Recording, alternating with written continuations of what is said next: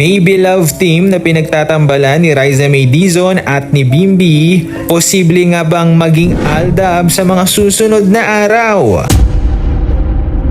Para sa kabuuan ng balita, alamin natin ang buong detalye.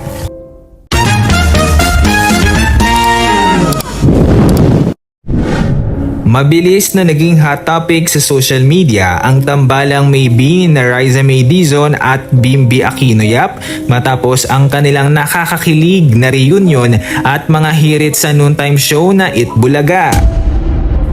Dahil sa kanilang spontaneous chemistry, playful banter at tila itinadhanang mga eksena sa entablado, binansagan na sila ng napakaraming netizens at viewers bilang ang susunod na aldab.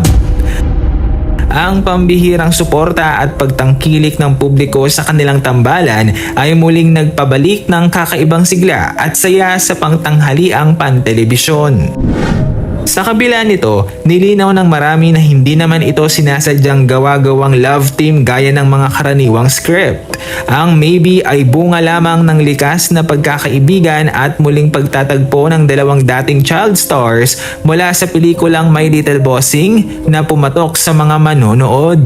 Bagamat pinalalakas ng show ang momentum sa pamamagitan ng pagbibigay sa kanila ng mga segment na magkasama, ang simpleng alitan at biroan ng dalawa ang pangunahing dahilan kung bakit nag-iwan ito ng aldab-like effect sa puso ng mga Pilipino.